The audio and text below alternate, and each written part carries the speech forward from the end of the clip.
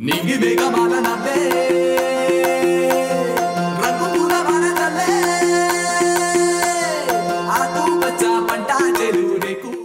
TV ప్రేక్షకులకు నమస్కారం. అమ్మకు బోనం ప్రత్యేక కార్యక్రమానికి మీ అందరికీ స్వాగతం సుస్వాగతం.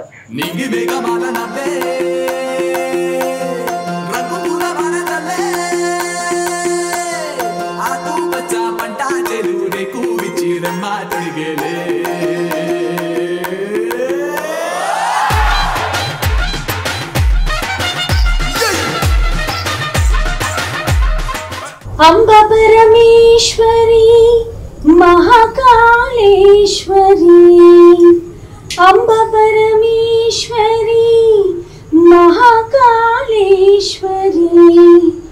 आदि पराशक्ति पालय मां, आदि पराशक्ति पालय मां, श्री भुवनेश्वरी राजराजेश्वरी,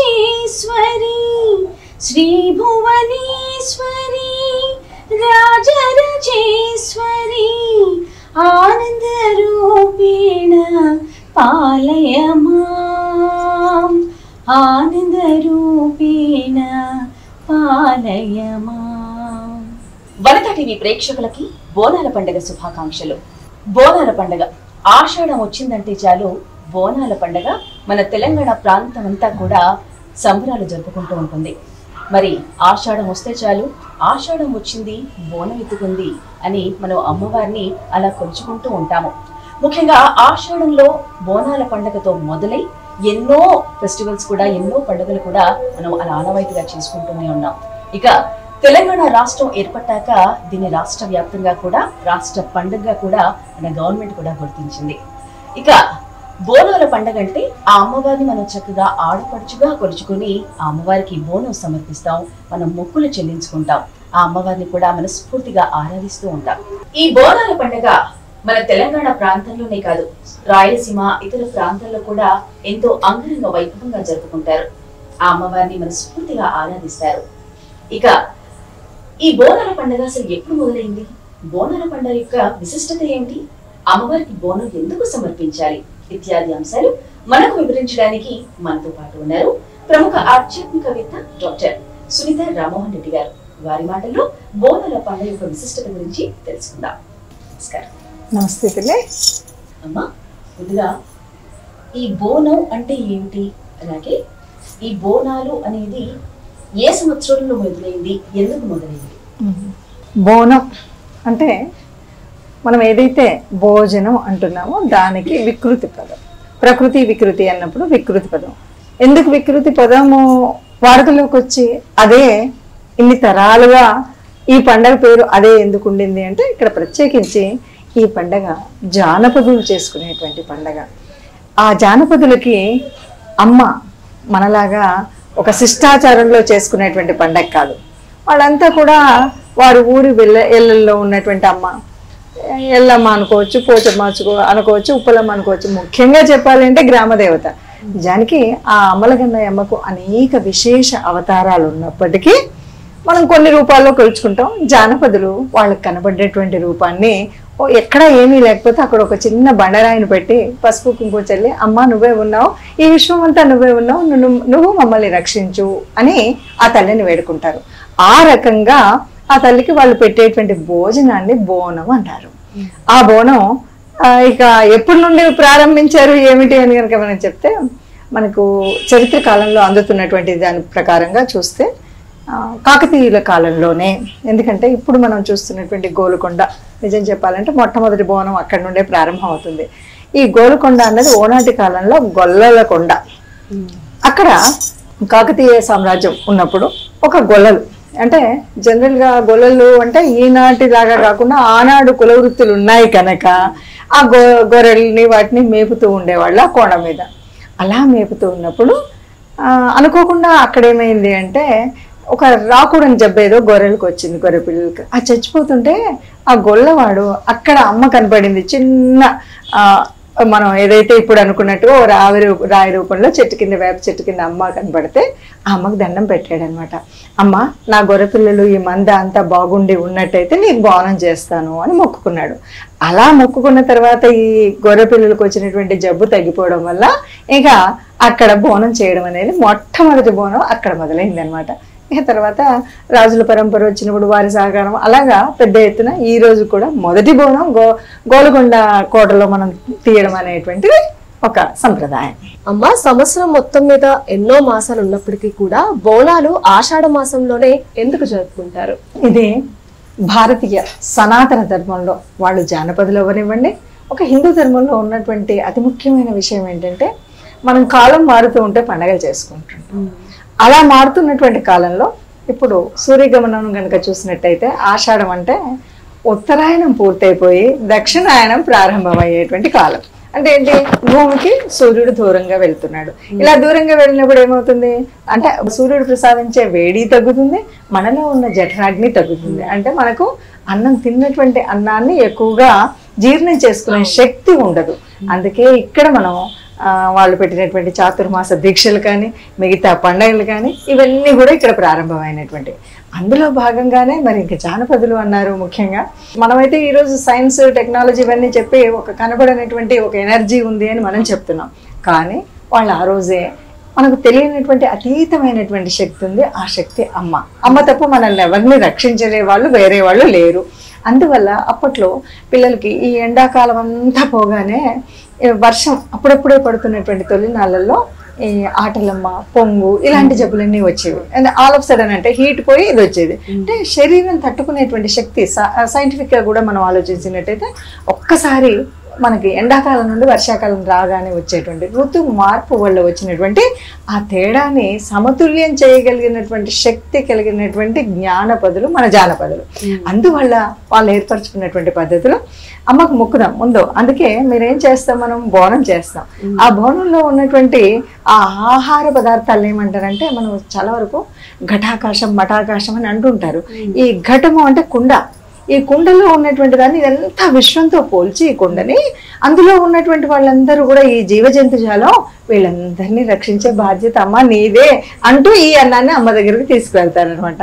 అందువల్ల ఆషాఢ మాసాన్ని ఎంచుకోవడం అంటే ఈ ఋతుకాలం అంతా కూడా వచ్చేటువంటి వర్ష ఋతువు అంతా కూడా మేము ఆరోగ్యంగా ఉండాలి.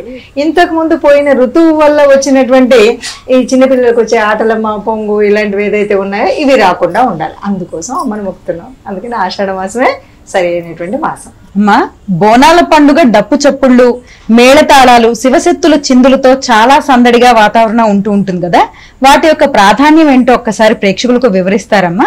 బోనాల పండగ అసలు డప్పు చప్పుడు లేకుండా అమ్మ పండగ అవ్వదు. ముఖ్యంగా ఇది ఓ రకంగా చెప్పాలంటే మీరు చూస్తూ ఉంటారు దుర్గమ్మ పండగ అంటారు. అంటే తల్లి దుర్గామాత పండగే. కానీ కొంచెం ఏంటంటే కొద్దిగా వ్యత్యాసం ఇక్కడ శిష్టాచారానికి మామూలుగా ఉన్నటువంటి ఈ ఆచారానికి కొంచెం తేడా ఉంటుంది. ఇక్కడ ఏంటంటే వాళ్ళకు వచ్చినటువంటి వాళ్ళ పరిభాషలో వాళ్ళు మాట్లాడతారు. అమ్మకి ఎప్పుడు కూడా అమ్మని ఉత్సాహపరుస్తూ రాక్షసత్వం ఎక్కడికక్కడ దులమాడేటి తల్లివి దుర్గవు నీవు, ఈ దుర్గవి మాకు ఒక దుర్గములాగా అంటే ఏ కష్టాలు రాకుండా కాపాడే తల్లివి, అందుకని నేను ఈ మేళతాళాలతో నీ దగ్గరికి వస్తున్నావు అమ్మ, నీ భోజనాన్ని అలా తీసుకొస్తున్నావు. రాక్షసులు ఎవరైనా ఉన్నా, రాక్షస తత్వం ఏదైనా ఉన్నా దాని అంతా కూడా పారద్రోలం. ఎందుకమ్మా, ఇంట్లో పూజ చేసేటప్పుడే ముందుగా ఒకసారి భూశుద్ధి ఏది చేసి ఘంటానాదం చేస్తాం. ఎందుకు చేస్తాము, ఉన్నటువంటి దుష్ట శక్తులన్నీ వెళ్ళిపోవాలి, తర్వాత అమ్మవారి ఆవాహనం కావాలి. ఇక్కడ జానపద సంప్రదాయాల్లో ఉన్నటువంటి వాళ్ళకి వచ్చినటువంటి మేళం తాళం అంటే ఏదో చక్కగా సంగీత రూపంలోనే వాళ్ళు వెళ్ళారు. చక్కగా డప్పు కొట్టుకుంటూ పోవడమే వాళ్ళకి ఉన్నటువంటి పద్ధతి ఒకటి. రెండవది, ఈ పండగలో ముఖ్యంగా పల్లెల్లో ఓనాటి కాలంలో ఉంటే ఈ పండగలో ప్రత్యేకించి ఒక పూజారి బ్రాహ్మడు అనేటువంటి వాడు గుళ్ళో ఉండేవాడు కాదు. ఈ రోజైతే ఉన్నారు. ఇప్పటికీ గ్రామాల్లో కూడా ఆ కుమ్మరి వాళ్ళు ఆ గుడిలో ఉండడం. తర్వాత ఈ పండగకి అన్ని కులాల వాళ్ళ యొక్క ప్రజెంటేషన్ అనమాట. అంటే ఒక మాదిగ డప్పు తప్పనిసరిగా ఉండాలి, ఒక బేగరి వచ్చి ఆకు కట్టాలి, తర్వాత అన్నము రాసి పోస్తారు పొద్దున, తర్వాత ఎందుకంటే దాని మీద దిష్టి దోషం తీసి అదంతా కూడా తీసుకెళ్లి పొలిమరిలో చల్లుతుంటారు. ఇట్లాగా పడి తీయడం అంటారు. అంటే అక్కడ చాగలి మంగళి వాళ్ళు ఉంటారు. అన్ని కులాల వాళ్ళు అమ్మ ముందు నీ ముందు తల్లి మేమంతా కూడా నీ బిడ్డలమే, కాపాడే తల్లివి నువ్వు. అందుకని మేమందరం మా దగ్గర ఇప్పుడు ఆ డప్పు వాళ్ళు ఎవరు కొడతారు, వాళ్ళ ఆ కులం వాళ్ళంతా మా ప్రాతినిధ్యం ఇది. అందుకని అందరు ఎవరి ప్రాతినిధ్యం వాళ్ళ అమ్మ ముందు చూపెట్టడం కోసం ఈ డప్పు వాయిద్యం అనేది ఉంది తల్లి. అమ్మ, బోనాల పండుగను వంతుల వారిగా జరుపుకుంటూ ఉంటారు. అంటే మన హైదరాబాద్ లో చూసుకుంటే ఒక ఆలయంలో తర్వాత మరొక ఆలయంలో జరుపుకుంటూ ఉంటారు. ఇలా వంతుల ప్రకారం ఎందుకు జరుపుకుంటూ ఉంటారమ్మా? బోనాల పండుగ అంటే కావాల్సింది ఏంటమ్మా? కుండ మాత్రమే.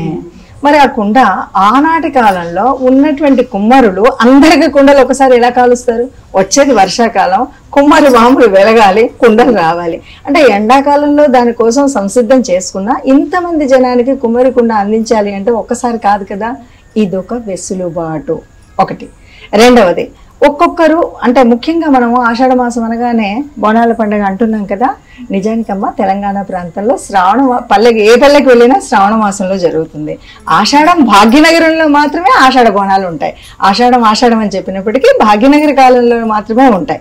దీంట్లో ముందుగా మనకున్నటువంటి కాలానుగుణంగా అప్పుడు జరిగినటువంటి కొన్ని ఆనాటి పరిస్థితులకు అనుగుణంగా ఇది జరిగింది కాబట్టి ఈ వారం అంటూ మనం మొదలుపెట్టినటువంటి 4 చోట్ల మనకి 4 ముఖ్యమైనటువంటి దేవాలయాల్లో ఎక్కడెక్కడైతే ప్రత్యేకించి ఒక ప్రత్యేకత జరిగిందో, అంటే సికింద్రాబాద్ అనుకుంటాం. అక్కడ ఎందుకు? ఆయన ఎక్కడి నుండో ఉజ్జయిని నుండి సూర్యుడి అప్పయ్య అన్న ఆయన తీసుకొచ్చాడు అమ్మవారిని. అందుకని ఆయన పేరు మీద అదొక వారం. అలాగే అక్కన్న మాధన్నలు ఆనాటి తానీషా కాలంలో వాళ్ళంతా కూడా అక్కడ ఉన్నటువంటి ఒక ఇలాగే మనం చెప్పుకున్నటువంటి ఒక ప్లేగు లాంటిదో ఒక అమ్మవారి లాంటిదో వచ్చి జనమంతా కూడా ఇబ్బంది పడుతున్నటువంటి కాలంలో అప్పుడున్నటువంటి రాజు, నిజం చెప్పాలంటే ముస్లిం తానీషా అయినప్పటికీ ఆయన చేత అమ్మకి ఈ నదిలో చక్కగా మూసీ నదిలో ఒక చాట నిండా ముత్యాలు, పసుపు, కుంకుమ, గాజులు ఇవన్నీ కూడా అమ్మవారి పేరు మీద వదిలారు. అంటే అదొక కారణం కాబట్టి అక్కడ చేయాలి. ఇప్పుడు ఇక్కడ ఇన్ని చోట్ల చేస్తే ఇప్పుడు ప్రస్తుత కాలాన్ని గురించి ఆలోచిద్దాం. ఒక ప్రభుత్వము దీన్ని మన పండగగా చేసింది, అంటే ఒక రాష్ట్ర పండగగా అన్నారు. మరి రాష్ట్ర పండగ చేసినప్పుడు ఈ 4 చోట్లకి ఒకటే ముఖ్యమంత్రి ఒకటే ఆ దేవాదాయ శాఖ మంత్రి ఎలా వెళ్తారమ్మా? కష్టం కదా. ఇప్పుడు పరిస్థితి అప్పుడు పరిస్థితి ఆనాడు ఉన్నటువంటి ఈ అన్ని కులాల వాళ్ళు అందరూ కూడా అందులో భాగం అవ్వాలి అంటే తప్పనిసరి పరిస్థితుల్లో అంటే అప్పుడు ఇవన్నీ ఇలా కలిసి లేవు. ఈ జంట నగరాలన్నీ ఒక చోటుకి లేవు. ఏ గ్రామానికి అదిగా ఉన్నట్టుగా అంత భాగ్యనగరం అయినప్పటికీ వేరువేరుగా ఉన్నటువంటి కాలాల్లో అప్పుడు ఒక్కొక్క వారం ఇక్కడ ఆషాఢ మాసపు బోనాలు అనేవి మనకి జరుపుకునే వాళ్ళమ్మా. అమ్మ, ఈ బోనాలు ఊరు వాడ చిన్న పెద్ద అందరూ మమేకమై జరుపుకునే పండుగ. అయితే గోల్కొండలో మొదలైన పండుగ మనకు లాల్ దర్వాజాలో ముగుస్తాయి. ముందుగా గోల్కొండలోనే మొదలవ్వడానికి కారణం ఏంటంటారు? మనం ప్రారంభంలోనే కొద్దిగా అనుకున్నాం చూచాయిగా. ఏంటంటే గోల్కొండలో ఎందుకు ప్రారంభమైంది అంటే అప్పటికి ఎవరింట్లో వాళ్ళు ఎప్పుడైతే అంటే ఎవరి పొలం దగ్గర వాళ్ళు, ఎవరి గ్రామపు ఇళ్లల్లో వాళ్ళు, గ్రామం ఇళ్లల్లో ఉన్నటువంటి తల్లిని ఎల్లమ్మ అన్నాం, పొలమేరులో ఉన్న తల్లిని పోలేరమ్మ అన్నాం, చెరువు గట్టు తెగకుండా పెట్టుకున్నటువంటి వాళ్ళని మైసమ్మ అన్నాం. ఇట్లాగా ఆ అమ్మవారికి మనం ఒక రక్షణ కోసం తల్లిని పెట్టుకున్నాం.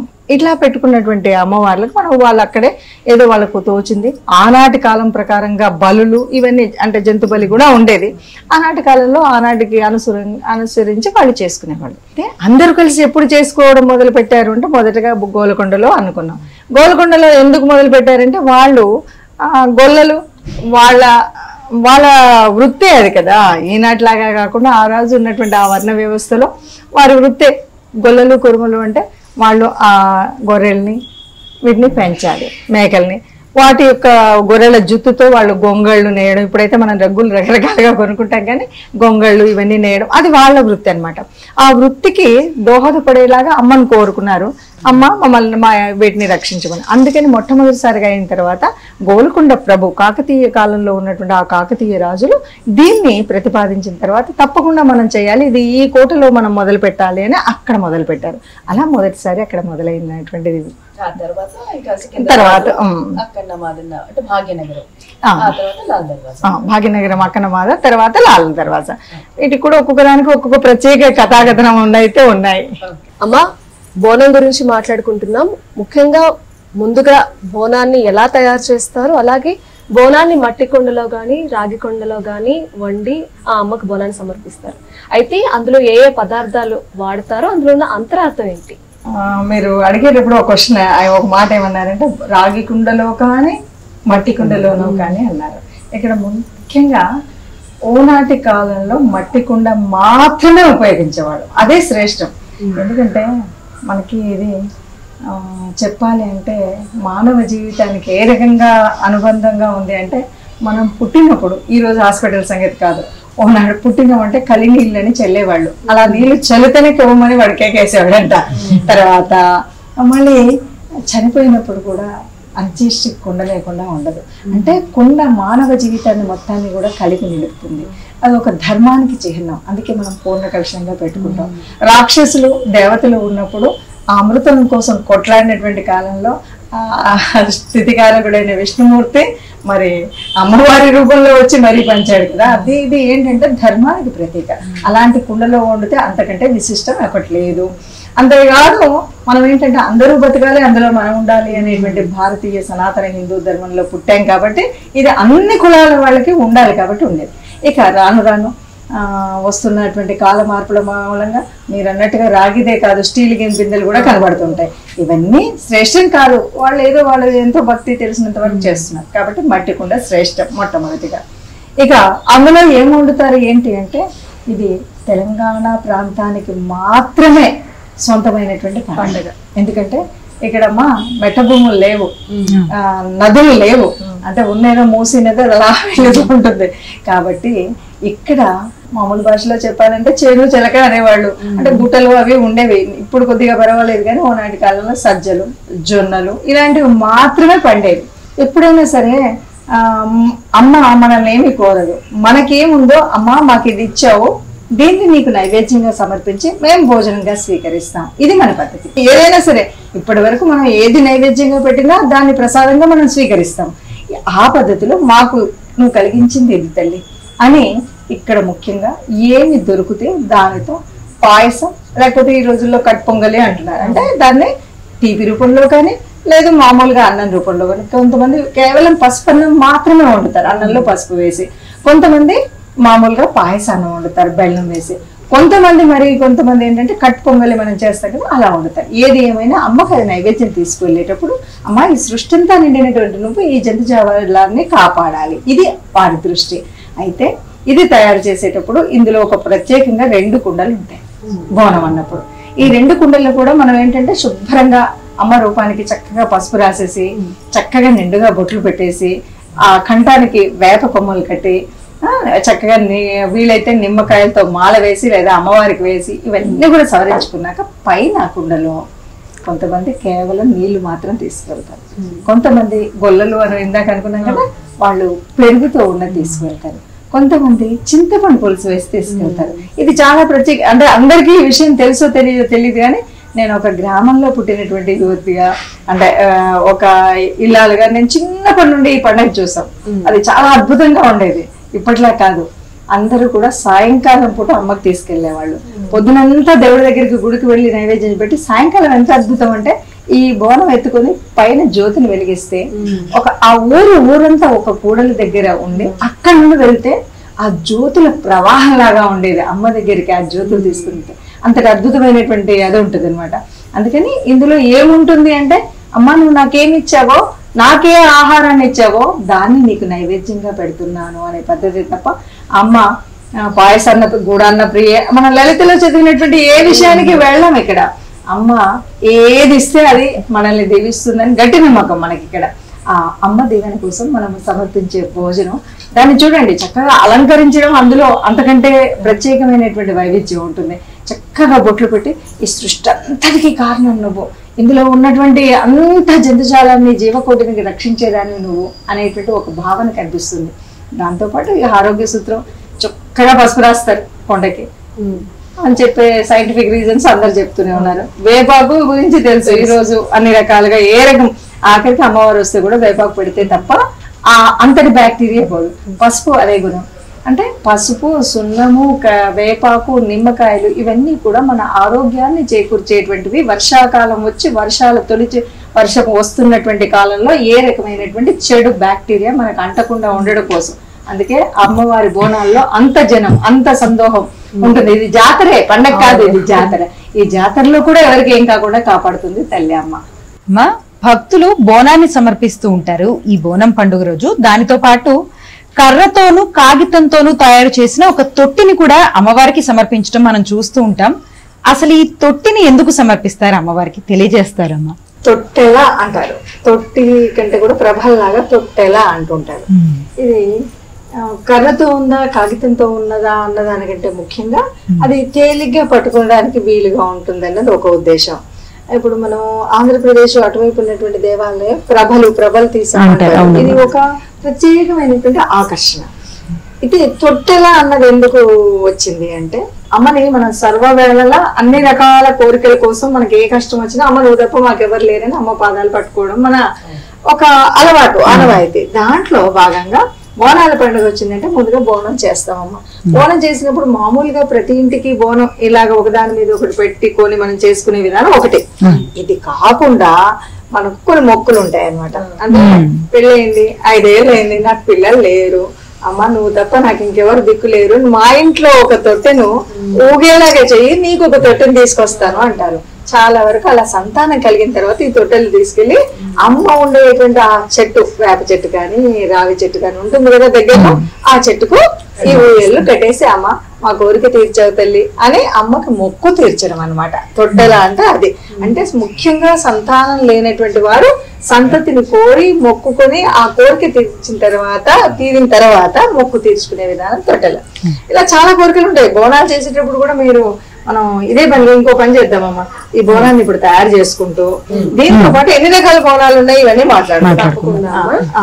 ఏం లేదు, ఇది మనం మట్టితో తెచ్చుకున్నటువంటి కుండ కదా, ఇది మనకు దీన్ని అంటే మనం శ్రేష్టమైన మట్టితో చేద్దాం. రాగి ఇవన్నీ పక్కన పెడదాం. పసుపు, కుంకుమ, తెల్లపిండి వీటితో చక్కగా మనం, ఎందుకంటే లోపల మనకి ఆ అమ్మకు వండేటువంటి అన్నంతో పాటు ఇక్కడ మనం అమ్మకి ఆ కుండ నిండా పెట్టుకొని తర్వాత ఇవన్నీ సర్దుకోవాలి. నిండుగా అట్లా పసుపు రాసేసి బొట్లు పెట్టేసి ఇందులో ఒకటమ్మా బోనాల గురించి చెప్పేటప్పుడు ఏంటంటే, ఇలాగ మనం దొంతరలాగా చేసేటువంటి బోనం ఇంటికి ఒకరు మనం పట్టుకొని రెండు ఒకదాని మీద ఒకటి పెట్టుకొని వెళ్ళడం, దానిపైన జ్యోతి అమ్మ అందులో ఉంది అనేది ఒకటి. అలానే ఎందుకు చేశారు వీళ్ళు అని మనం బాగా ఆలోచించినప్పుడు దీంట్లో వాళ్ళ ఆలోచన విధానం ఏంటంటే, ఇప్పుడు ఇంత అన్నం తీసుకుని వెళ్తున్నాం కదా, ఏ రకమైనటువంటి ఇంత జనం ఈ తొక్కిసలాట్లాగా ఉంటుంది. ఏది కూడా ఆ తీసుకువెళ్ళిన అన్నం అమ్మకు పెట్టి మళ్ళీ వచ్చి మనం ప్రసాదం తీసుకునే వరకు ఏ రకమైనటువంటి చెడు మనకు కలగకూడదు. అందుకని ఏం చేస్తారో తెలుసా, దాని మీద జ్యోతి పెట్టినప్పుడు మీరు అంత వర్షంలో కూడా పురుగులు అవి వచ్చినప్పుడు జ్యోతి ఉంటే ఏమవుతాయి మీరు చూసుంటారు, తెచ్చిన దీపం పెడితే ఎక్కడికెక్కడ వెళ్ళిపోతుంటాయి అన్నమాట. అలాంటి స్థితి కోసం ఆ దీపం పెట్టారు అన్నది.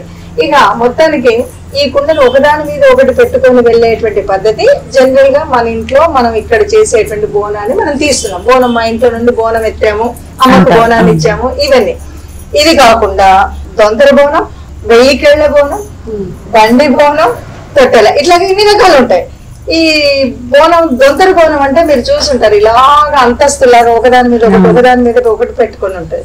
ఈ దొంతర బోనం కూడా ఎందుకు చేస్తారు అంటే అమ్మా, వాళ్ళకి ఏదైనా మొక్కు, అమ్మ నాకు ఇల్లు లేదు, 2 అంతస్తులు ఇల్లు అమ్మా అని కోరుకున్నాం అనుకోండి, వాళ్ళకి నిజంగానే వాళ్ళకి అలాంటి అవకాశం అవి వచ్చాయనుకోండి, దొంతర బోనం తీస్తారు. ఏ కోరికైనా కోరుకున్నప్పుడు అమ్మ నీకు దొంతర బోనం తీస్తాము అని వాళ్ళ ఉన్న స్థాయి నుండి ఉన్నత స్థాయికి వెళ్ళడం కోసం కోరుకునేటువంటి కోరికల్లో దొంతర బోనం. ఇక 1000 కళ్ళ బోనం. 1000 కళ్ళ బోనం అంటే అమ్మ ఎంత దృష్టితో ప్రపంచాన్ని సృష్టినంతా చూస్తుంది అని నమ్మకం. అయితే 1000 కళ్ళు ఎలా కనబడాలి మనకి అంటే, కుమ్మరి తాను స్వయంగా ఒక ప్రత్యేకించినటువంటి కుండను తయారు చేస్తాడు. అంటే ఈ ఎన్ని బొట్లు పెడుతున్నావో అలా అన్ని రంధ్రాలు ఉంటాయి ఆ కుండకి. చేసేటప్పుడే పచ్చిమనుక రంధ్రాలు పెట్టి తర్వాత ఇది కుమ్మరి మామలో కాలుస్తారనమాట. అలా అమ్మకి అలా చేసినప్పుడు మన లోపల కుండ లోపల జ్యోతి వెలిగిస్తారు. ఆ పైన పెడితే చుట్టూ కళ్ళల్లో నుండి అన్ని కళ్ళు కనబడేట్టుగా కనబడుతుంది. దాన్ని 1000 కళ్ళ బోనం అంటారు.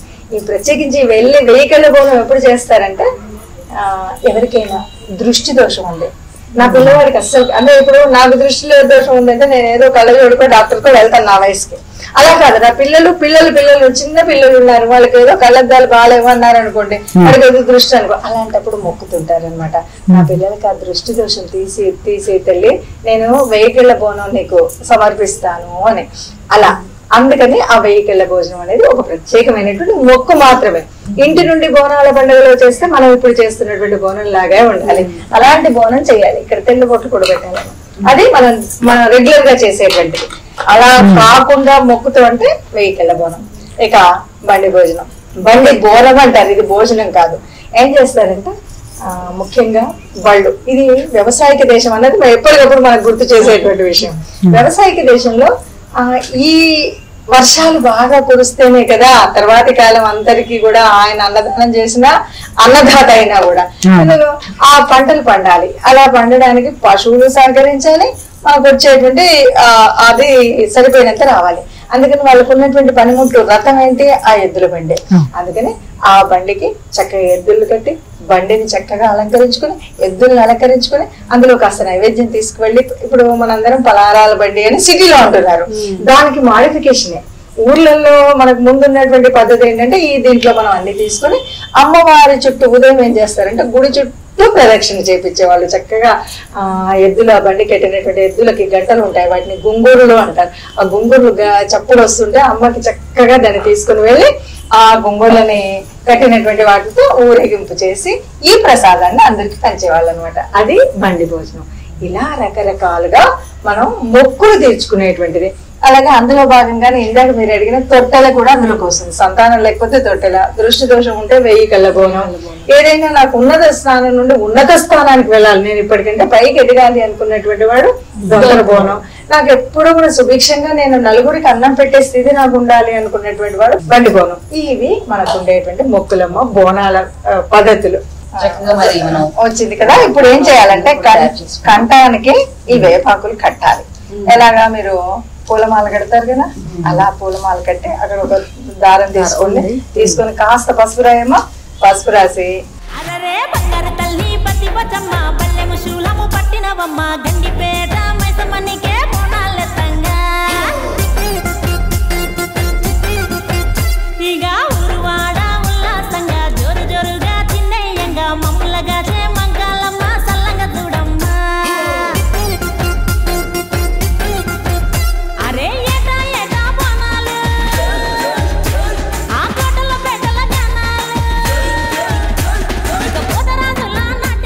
మనం దీన్ని తీసుకెళ్లే ముందు ఏంటంటే దీన్ని కూడా ఈ రోజుల్లో అయితే రకరకాల వాళ్ళ క్రియేటివిటీ అనుకోవాలి. పసుపు కుంకుమ బొట్లు ఉంటే సరిపోయేది, అది సరిపోతుంది కూడా. ఇప్పుడు అమ్మవారి రూపులు, తర్వాత ఓంకారం, ఏదైనా సరే ఒక ఆధ్యాత్మిక మన ధర్మ చిహ్నం అనేటువంటి విధంగా మనం ఇష్టంగా అలంకరించుకోవచ్చు. కాకపోతే ఈ సందర్భంగా ఒక మాట అయితే ఏంటంటే స్టీల్ బిందెలు ఇనుముతో సమానం, వాటిని వాడకపోతే సంతోషం. తేలికని కాకుండా కుంభలు వాళ్ళు కూడా బతకాలి కదా, అందరం బతకాలి. అందుకని ఈ పండుగ చెప్పిన కుండలోనే వాడదాం, ఇంతకంటే శ్రేష్టం ఉండదు. అంటే అప్పుడప్పుడు మాకు బాగా డబ్బు ఉంది కదండి, వెండి బోనం బంగారు బోనం వాటి జోలికి వెళ్ళకండి. మట్టి కంటే శ్రేష్టమైంది ఇంకేం లేదు. ఈ మట్టిలో పుట్టాం, మట్టిలోనే కలుస్తాం. మట్టి కూడా విలువను గుర్తించడం కోసం అయినా మట్టి బోనమే చేయాలమ్మా. అమ్మకి నిమ్మకాయలు అంటే చాలా ఇష్టం అమ్మ. ఎందుకమ్మా? మీరు చూస్తే అంటే ఇది కూడా మనకు ఈ అనేక రకాలైనటువంటి బ్యాక్టీరియాలు పోవడానికే నిమ్మకాయ. కానీ మీరు చూడండి, పొద్దు నుండి తినకుండా ఉన్నటువంటి పోతురాజు బుగ్గల్లో నిమ్మకాయ కదా. ఓకేనా? ఎందుకమ్మా మనకి ఎండాకాలంలో ఒంట్లో బాగాలేదంటే నిమ్మకాయ నీళ్ళే కదా తాగేది, అదంత శక్తిని ఇస్తుంది. కాబట్టి నిమ్మకాయలు ఉంటాయి. అమ్మకి నిమ్మకాయల మాల వేయడం అనేటువంటిది మనం ఇది కూడా మొక్కులో భాగంగా ఉంటుంది. పోతరాజు వేసుకుంటాడు, శివసత్తులు వేసుకుంటారు. ఇదంతా కూడా నిమ్మకాయలతో ఉంటే అక్కడ ఉన్నటువంటి వాతావరణం శుద్ధిగా ఉంటుంది, దానికోసం వేసుకుంటారు. మొత్తంగా చెప్పాలి ఏంటమ్మా, పర్యావరణాన్ని పాడు చేస్తున్న ఈ కాలంలో ప్రకృతి పరమాత్మని నమ్మేటువంటి మన జాతి ఏ కాలమైనా ఇది పనికొస్తుందని చెప్పినటువంటి వాటిలో భాగమే ఈ ఇప్పుడు మనం మట్టి కుండ అంటున్నాం. మనం మృత్తిక అంటే ఇప్పుడు మృత్తికా శివలింగాలని చేస్తూ ఉంటారు కదా, అలాగా ఈ మట్టితో మనం చేసినటువంటి ఈ మృత్తికతో చేసినటువంటి ఈ బోనము తప్పనిసరి అవసరం. ఎందుకంటే దీంతో చేసామంటే తప్పకుండా ఒక కులం కుమ్మరి వాళ్ళు బతుకుతారు. కుల వృత్తులు కూడా ఉండాలి. ఓనాటి కాలంలో కుల వృత్తులు ఉన్నాయి కనుక అందరం సమానంగా హాయిగా ఆనందంగా ఉన్నాం. కాబట్టి ఆ కుల వృత్తులను ప్రోత్సహించే విధంగా మనం ఈ కుండలనే వాడాలి, ఇందులోనే బోనం చేయాలమ్మా. అమ్మ, బోనాల పండుగ గురించి, బోనం ఎలా తయారు చేయాలి అన్న విషయాల గురించి ఎంతో చక్కగా వివరించారమ్మా. ముఖ్యంగా చూసుకుంటే పోతురాజు ఆయనను ప్రతిబింబించేలా ఓ మనిషి చేత పండగ సమూహాన్నంతా నడిపిస్తూ ఉంటారు. నిజంగా ఆ ఆచారం ఎందుకు వచ్చిందంటారమ్మా? మనందరం బాగా గుర్తుపెట్టుకోవడం కోసం, మనందరం ఎలా ఉండాలో తెలిపేటువంటి పండుగలోని విశిష్టమైనటువంటి ఒక ఆచారం. ఈ లోపల మనం బోనం చేసామంటేనేమో అమ్మని మనం అక్కడ ఆవాహన చేసినట్టు లెక్క ఇందులో లోపల. కాబట్టి అమ్మని మీరు ఆ పూలతో అలంకరిస్తూ ఉండండి, నేను ఈ సమాధానం ఏంటో చెప్తాను.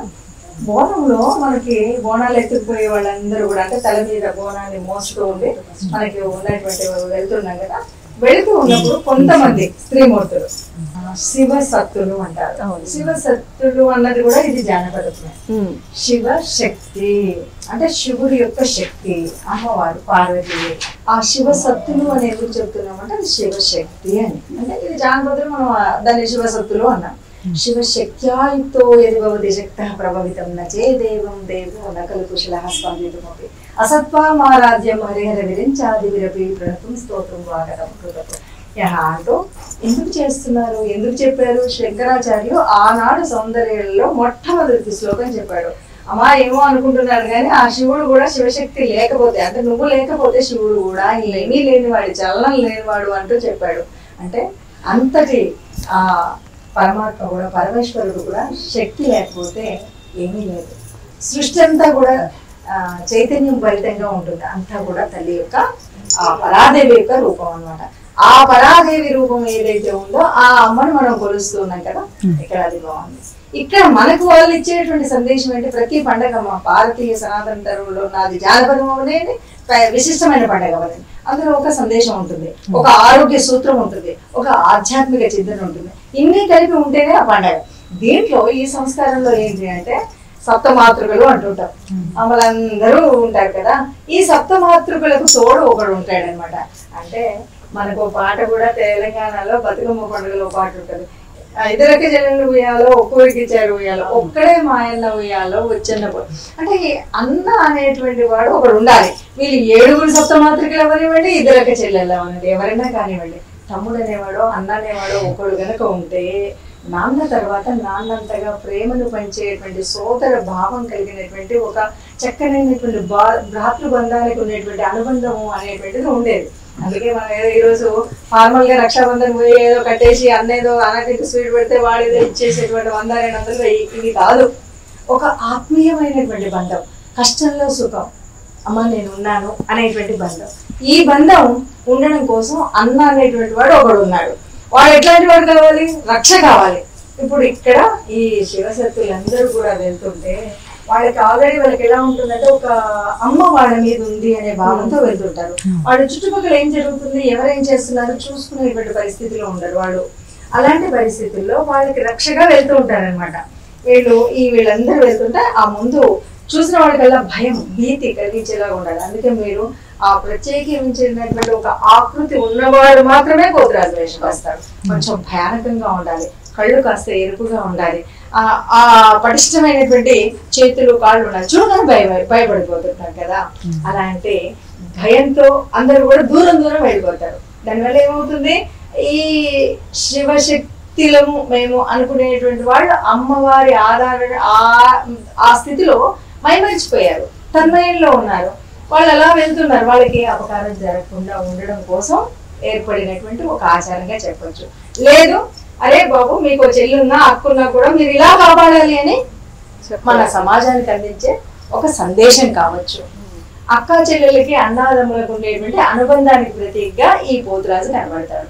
వాడు కూడా ఉంటే చాలు, అక్కడ ఉంటే చాలు, వానే మేము చూస్తామనే బాధ కాదు. నువ్వు ఆడపిల్లని రక్షించాలి, అందుకని నీకు ఇలాంటి ధైర్యం ఉండాలి, స్థైర్యం ఉండాలి, ఇలాంటి బాహుబలం ఉండాలి అని చెప్పినటువంటిది ఈ పోతురాజు వేషం. అమ్మ బోనాల పండుగ సందర్భంగా మరి అమ్మ యొక్క విశిష్టతను మరి అమ్మ మాటల్లోనే వింటున్నాము. చక్కగా అమ్మవారు కూడా కొలువై ఉంది కాబట్టి అమ్మ బోనాల పండుగ రోజు అమ్మవారికి మనం బోనం సమర్పించడం ఒక ఎత్తు అయితే భవిష్యవాణిని చెప్పే రంగం అదొక పెద్ద ఘట్టం.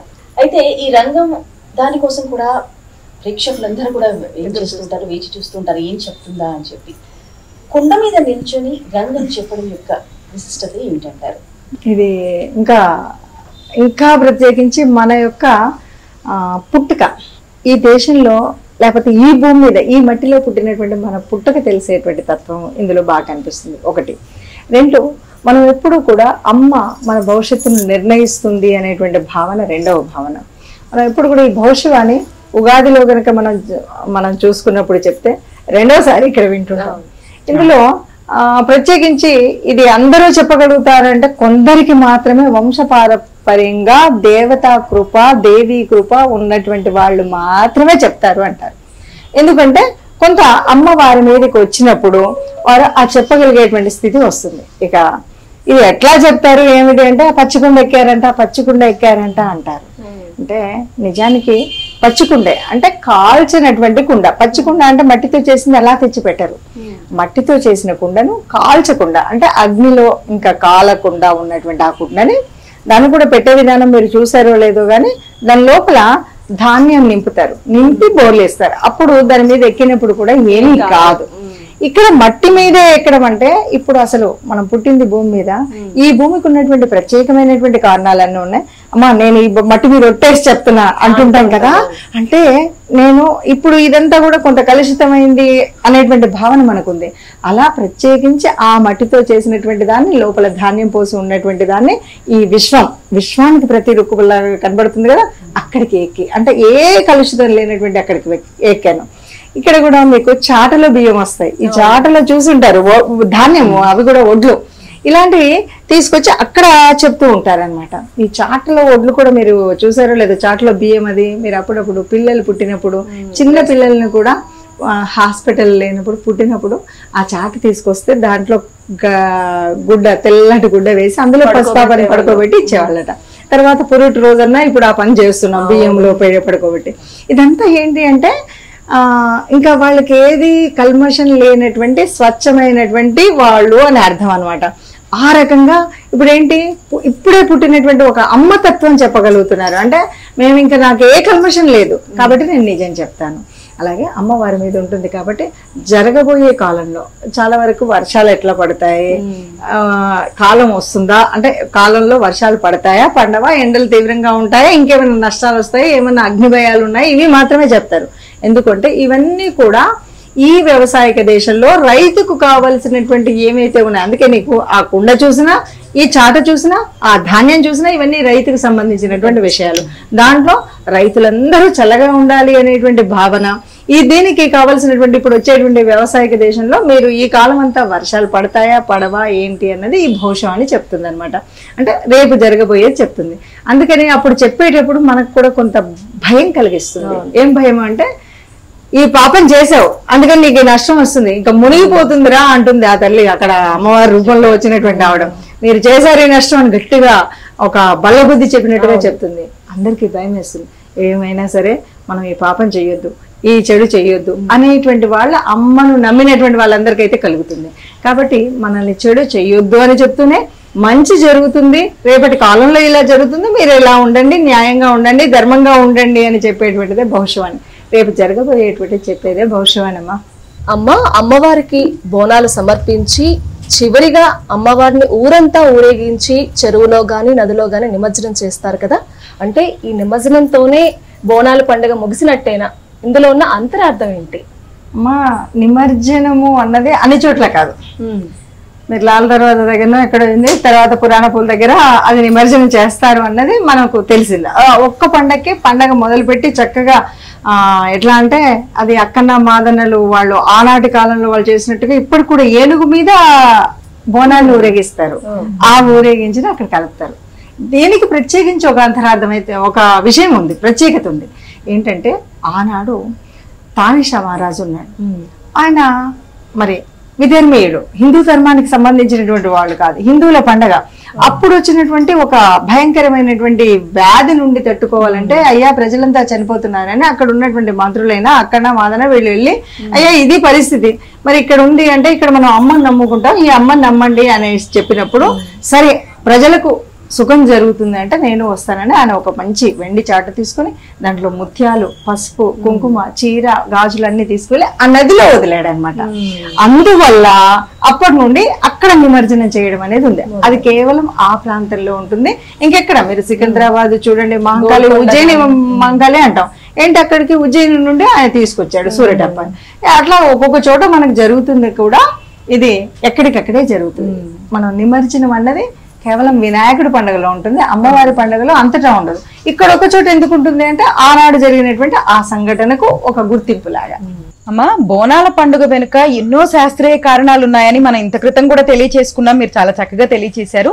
మరి సాధారణంగా బోనాల పండుగలో ఈ మట్టి కుండకి పసుపు కుంకుమ రాయడం, అలాగే బియ్యపిండి పెట్టడం, బియ్యపిండి బొట్లు పెడుతూ ఉంటాం కదా, అలాగే వేప మండల్ని కూడా ఆ మట్టి కుండకి చక్కగా అలంకరించుకుంటూ ఉంటాం. ఊరు వాడ కూడా వేప మండలతో పసుపు నీళ్ళని చల్లుతూ ఉంటాము. ఈ విధంగా ఇన్ని క్రతువులన్నీ చేస్తూ ఉంటాం కదా. మరి వీటన్నిటి వెనుక ఎటువంటి సైంటిఫిక్ రీజన్స్ ఏమైనా ఉంటూ ఉంటాయా, తెలియచేస్తారా ఒక్కసారి ప్రేక్షకులకు? ఈ ఒక్క పండుగలో కాదమ్మా, ప్రతి పండుగలో ఆ మారుతున్న కాలానికి అనుగుణంగా కావలసిన నైవేద్యాలు, కావలసినటువంటి మనం తయారీ చేసేటువంటి విధి విధానాలు ఉంటాయి. అందులో భాగంగా బోనాల పండుగలో మీరు ఆ వీధిలో నడుస్తుంటే ప్రతి గుమ్మానికి వేప కొమ్మలు ఉంటాయి, ప్రతి పండగకి మామిడి కొమ్మలు ఉంటాయి, ఇక్కడ వేప కొమ్మలు ఉంటాయి. అంటే అక్కడ గాలిలో వస్తున్నటువంటి అనేక రకాలైన బ్యాక్టీరియాని తొలగించగలిగే శక్తి వేప చెట్టుకుంది, వేప కొమ్మలకుంది. అందువల్ల వేప కొమ్మలు. అలాగే మనం కుండా అందరు ఇలాగ బోనం పట్టుకొని ఒక వరదలాగా వెళ్తుంటారు జన సమూహం. అక్కడ కూడా ఎలాంటి ఇబ్బంది అంటే ఈ ఉచ్ఛ్వాస నిశ్వాసాల వల్ల వచ్చేటువంటి అంతమంది ఉండేసరికి కొన్ని చెడు గాలి వల్ల మనకు జలుబు గాని, దగ్గు గాని, ఇంకా వ్యాపారి ఏదైనా సరే వ్యాపించేటువంటి జబ్బు ఏవైనా కూడా రావచ్చు. కాబట్టి ఇవేవి రాకుండా ఉండాలంటే ప్రతి బోనానికి మనకి అది ఉంటుంది. ఎవరి తల మీద వాళ్ళకు ఉంటుంది, ఆ గాలి అలా అందుతుంది. ఇది ఒక సైంటిఫిక్ రీజన్. మనం రాసినప్పుడే పసుపు చక్కగా నిండుగా పసుపు రాస్తాం. పసుపు ఇక అన్నిటికీ మించినటువంటిది. ఈ గబుక్కున ఏది జరిగిన ఆ రోజులలో కాళ్ళు బాగా వర్షాకాలంలో నాని కాళ్ళు చెడుతున్నాయన్నా పసుపే. అందుకే మనం రెగ్యులర్ గా కాళ్ళకి పసుపు రాసుకోవాలమ్మా. ఇంట్లో ఉన్నటువంటి పని చేసే ఇల్లాలు అంటే నీళ్ళల్లో పనిచేసి బట్టలు ఉతికేవాళ్ళు. ఇప్పుడు అలా పని లేదు కదా అని మనం పసుపు కూడా రాసుకోవట్లేదు, కానీ నిజానికి పసుపు రాసుకుంటే సగం ఆరోగ్యం. ఇలా మనం నడుస్తున్నప్పుడు ఇది వర్షాకాలం, బురద ఉండొచ్చు ఒక ప్రాంతంలో. ఎందుకంటే ఈ బోనాన్ని కారులో తీసుకెళ్ళలేం కదా, మనం కనీసం ఎక్కడి నుండి జనం ఉన్నారో అక్కడ నుండి నడుస్తూ వెళ్తాం కదా, బురద ఉండొచ్చు, ఇంకేదైనా ఉండొచ్చు. అందువల్ల అక్కడ ఏమి అంటకుండా కాళ్ళకి పసుపు రాసుకొని ముందు మనం అమ్మని తయారు చేస్తాం. దాని తర్వాత ఈ పసుపు వల్ల మనకి ఆ గాలిలో ఉండే అనేక బ్యాక్టీరియాలు రాకుండా ఉంటాయి. ఇంతేకాదు మన పక్కన నడుస్తున్న శివశక్తుల చేతుల్లో వేప కొమ్మలు ఉంటాయి, మన పోతురాజుల మెడల్లో నిమ్మకాయలు ఉంటాయి. మనం అమ్మకి తీసుకెళ్లేటప్పుడు నిమ్మ మాలలు అంటే అన్ని గుచ్చి మాలలు తీసుకెళ్తూ ఉంటాం. ఇన్ని కూడా మనకి సైంటిఫిక్ గా ఏ రకమైన బ్యాక్టీరియాలు కానీ ఆ గాలిలో ఉన్నటువంటి ఏ రకమైనటువంటి చెడు బ్యాక్టీరియా మనకు అంటకుండా వేరే అలా గాలి ద్వారా ప్రవహించి వచ్చేటువంటి జబ్బులు రాకుండా ఉండేటువంటివి ఇక్కడ మనకు కనిపిస్తుంది అనమాట. ఇది మనకు బాగా కనిపించేటువంటి సైంటిఫిక్ రీజన్. మీరు చూడండి, అక్కడికి వెళితే ఇంత నైవేద్యం తీసుకువెళ్తాం, అక్కడ పడి తీస్తారు, ఇంతమంది పంచుతారు. అయినా సరే బోనాల పండుగ తర్వాత ఎవరికి కూడా ఏ రకమైన జబ్బు రాదు. మీరు వెళ్ళగానే సాగబోస్తుంటారు, చూసారా, నీళ్ళకుండా నీళ్లు తీసుకెళ్తారు. ఇప్పుడైతే సాగబోస్తున్నారు కానమ్మా, ఒక రోజుల్లో కళ్ళు పోసేవాళ్ళు. ఇది అంటే ఇది కొంత మీరు ఆ కళ్ళు అనగానే అనకండి, అది కూడా ఒక ఔషధ గుణం ఉన్నటువంటిది. అంటే తయారు చేసే కళ్ళు కాదు, చెట్టు నుండి వచ్చే కళ్ళు. అందుకే తాటి బెల్లం ఆరోగ్యానికి బాగా అంటారు ఈ కళ్ళు. అంతేకాదు ఎవరికైనా జబ్బు ఉంటే కూడా కొన్ని రోజులు ఇంత పోయమని అంటుంటారు. ఇది చాలా ఆరోగ్యపరంగా ఉండేటువంటిది. అలాంటి కళ్ళును అలా సాగబోస్తారు. ఎందుకంటే బోనం తీసాక ఇలా సాగపోయడం అంటే ఇలా పోయడం అనమాట, సాగేలాగా ఒక గీతలాగా పోస్తే ఏమవుతుంది, అంతా కూడా ఈ రకమైన మనం ఇందాక చెప్పుకున్న అనేక క్రిమి కీటకాదులు మన జోలికి రావు. అందుకని పోస్తారు. సరే, ఈ రోజులలో పసుపు నీళ్ళు కూడా పోస్తున్నాం, అది మంచిదే. పసుపు నీళ్ళైనా గంధం నీళ్ళైనా ఇవన్నీ కూడా మనకి ఏ రకమైన అంటువ్యాధులు రాకుండా కాపాడేటువంటి, సురక్షితంగా మనల్ని ఉంచేటువంటి ఒక సదుపాయం మన పెద్దలు ఒక ఆచారం పేరుతో మనకు అందించినటువంటి ఒక వ్యవస్థ. అమ్మ, తెలంగాణ ప్రభుత్వం ఏర్పడిన తర్వాత ఇక్కడి ప్రభుత్వం బోనాల పండుగని ఎంతో ప్రత్యేక శ్రద్ధతో నిర్వహిస్తున్నారు. అయితే బోనాల పండుగతో పాటు బతుకమ్మ పండుగ గురించి కూడా పక్క రాష్ట్రాల్లో చర్చించుకుంటున్నారు. నిజంగా అంత గుర్తింపు వచ్చిందంటారా అమ్మ? దాని గురించి మీ అభిప్రాయం తెలియజేస్తారా? తెలంగాణ ప్రాంతంలో ఈ పండుగ ఏనాటిది కాదు, ఏనాటి నుండో వస్తుంది. ప్రభుత్వాలు మారుతూనే ఉంటాయి, ఇప్పుడు రాష్ట్రాలు అన్నవి ఓనాడు మద్రాసు ఉమ్మడి రాజ్యంగా ఉంది, తర్వాత ఆంధ్రప్రదేశ్, తెలంగాణ ఇలా మారుతూ ఉన్నాయి. మారుతూ ఉన్నప్పుడు తెలంగాణ ప్రత్యేకించి తెలంగాణలో చేస్తాం కాబట్టి ఈ పండగకి మనకు ఒక ప్రత్యేకత కల్పించడం అన్నటువంటి మాట వాస్తవం. ఇక పక్క రాష్ట్రాలు చర్చించుకోవడము అన్నటువంటిది ఏంటంటే, మనం కొంత హడావుడి, అంటే నేను ఈ పండగ చేస్తున్నాం అనే హడావుడి చేసినప్పుడు ఓహో ఎంత బాగా చేస్తున్నారా అని. కానీ ఇది ప్రభుత్వాలు మారినందువల్ల దీనికి వచ్చిన గుర్తింపు అయితే నేను అనను. కారణం ఏంటంటే ఇది తాతల కాలం నుండి కూడా జరుగుతూ వచ్చింది. మన ముత్తాతలు అంతకు ముందు ఉన్నటువంటి వాళ్ళందరూ కూడా, కాకతీయుల కాలం అంటేనే చెప్పండి అమ్మా ఏ కాలంలో, అక్కడ నుండి ఇక్కడి వరకు మనకు జరుగుతున్నటువంటిది. మామూలుగా అమ్మను మొక్కనటువంటి వాళ్ళు ఎవరూ లేరు కదా. ఇందాక మనం చెప్పుకున్నట్టే అమ్మల కన్నా ఏమ్మ ముగ్గురమ్మల మూల పుట్టమ్మ, చాలా పెద్దమ్మ, సురారులమ్మ గడు పారడి పుచ్చినయమ్మ, తన్నులో నమ్మిన మనమ్ముల నుండి దుర్గమాయమ్మ, ఈవుత మహత్వ కవిత్వ పట్టుతూ సంపదలన్నీ. మరి ఇక్కడ పుట్టినటువంటి బొమ్మర పోతన గారు రాశారు అంటే ఈ దుర్గమ్మ తల్లి గురించి తెలియని మాట కాబట్టి ఇది అందరికీ. అయితే కొన్నిసార్లు పక్క రాష్ట్రాల్లో చేస్తున్నారు అంటే అలా కాదు. ఇప్పుడు మనం ఇక్కడ పుట్టామమ్మా, ఇక్కడ నుండి అమెరికాకి వెళ్ళాము, అక్కడికి వెళ్ళినా కూడా మన పండగ మీద మనకు ధ్యాస అయితే ఉంటుందా ఉండదా? అలాంటి ధ్యాసలోనే అనేక రకాల కుల వృత్తుల వల్ల కావచ్చు, నేటి కాలపు వృత్తుల వల్ల కావచ్చు, ఉద్యోగ రీత్యా కావచ్చు, దేని వల్లనో అనేక రాష్ట్రాల్లో అందరూ మనం స్థిరమయ్యాం. అరే మా రాష్ట్రంలో ఇంత పెద్దగా చేస్తున్నప్పుడు మేమెందుకు చేయకూడదు అని చేసే వాళ్ళు ఉంటారు. చేసినప్పుడు నేను ఒక్కదాన్ని ఏం చేసుకుంటానని అమ్మ పక్కింటి వాళ్ళని కూడా పిలిచుండొచ్చు. అంతేకాని ఇది చర్చనీయంగా మేము ఇంతకంటే అంతా అని కాకుండా ఇది మాత్రం ఈ పండగ ఇప్పుడు కాదు ఎప్పటి నుండైనా దీనికి ఒక విశేషమైన శాస్త్రీయ సాంస్కృతిక అనేక రకాలైనటువంటి అంశాలు ఇందులో ఉన్నాయి. ఇది ఒక కాలగమనాన్ని లెక్కగడుతూనే మారుతున్న కాలానికి అనుగుణంగా ఆరోగ్యాన్ని, ఆధ్యాత్మిక చింతనని, రేపటి తరానికి కావలసినటువంటి బాగోగుల్ని, వీటితో పాటు సమాజంలో ఉన్నటువంటి అందరికీ ఒక ఆలవాలంగా ఉండేటువంటి స్థితి మన ప్రతి పండగ ఉంది. అందున తెలంగాణలో ఉండే 2 పండుగలు కూడా అలాంటి ప్రత్యేకతలు ఉన్నాయి. ఇక్కడ మేము నదులు లేవో ఏమీ లేదు, చేను చిలకల్లో ఉన్నప్పటికి కూడా ఒక స్వచ్ఛమైన ఒక అద్భుతమైనటువంటి పండగని అమ్మను ఆరాధిస్తూ అమ్మకు మాకున్నది సమర్పించగలమనేటువంటి ఉత్తమమైన భావం ఉన్నటువంటిదమ్మ. ఇదైతే ప్రత్యేకించి నా అభిప్రాయం. కాబట్టి ఈ పండగ ఎవరో ఏదో మన గురించి చర్చించుకుంటున్నారన్నది ఎంతవరకు నిజమో కానీ ఈ పండగ ముందు నుండి కూడా అంతే శాస్త్రీయంగా అంతే గొప్పగా జరుపుకున్నటువంటి వాళ్ళం ఉన్నామమ్మా. ఈ రోజు బోనాల పండగ మొదలైంది. మరి ఈ రోజుతో ఇంకో 4 వారాలు మన తెలంగాణ రాష్ట్రం అంతటా కూడా ఈ బోనాల పండగ అమరాలి అంటే సందర్భం ఇది.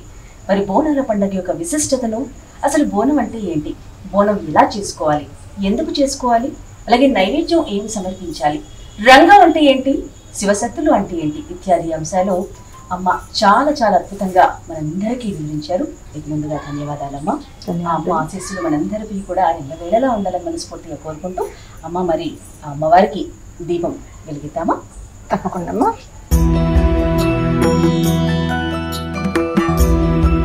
అఖిలాండేశ్వరి చాముండేశ్వరి పాలయ మాం గౌరీ పరిపాలయ మాం గౌరీ. అఖిలాండేశ్వరి చాముండేశ్వరి పాలయ మాం గౌరీ పరిపాలయ మాం గౌరీ. శ్రీలలిత శివజ్యోతి సర్వకామద శ్రీగిరి నిలయ నిరామయ సర్వమంగళ. శ్రీలలిత శివజ్యోతి జగముల చిరునదిని పరిపాలించే జనని, అనయముమము కనికరమున కాపాడే జనని, మనసే నీ వశమై స్మరణే జీవనమై మాయని వరమీయవే తల్లి. శ్రీలలిత శివజ్యోతి సర్వకామద శ్రీగిరి నిలయ నిరామయ సర్వమంగళ. శ్రీలలిత శివజ్యోతి సర్వకామద. అరరే బంగారు తల్లి పతివతమ్మ బల్లెము శూలము పట్టినవమ్మ గండిపేట మైసమ్మనికే బోనాలెత్తంగా. ఇక ఊరువాడ ఉల్లాసంగా జోరు జోరుగా చిన్నయ్యంగా మమ్మ బోనాల పండగ సందర్భంగా అమ్మకి బోనం ప్రత్యేక కార్యక్రమం మీ అందరూ వీక్షించారు కదా. ఆ అమ్మవారి ఆశీస్సులు మనందరిపై ఎల్లవేళలా ప్రసరించాలని కోరుకుంటూ ఈ బోనాల పండగ అందరిళ్లలో సందడి తేవాలని కాంక్షిస్తూ మరో ప్రత్యేక కార్యక్రమంలో మళ్లీ కలుసుకుందాం. అంతవరకు సెలవు మరి. నమస్కారం.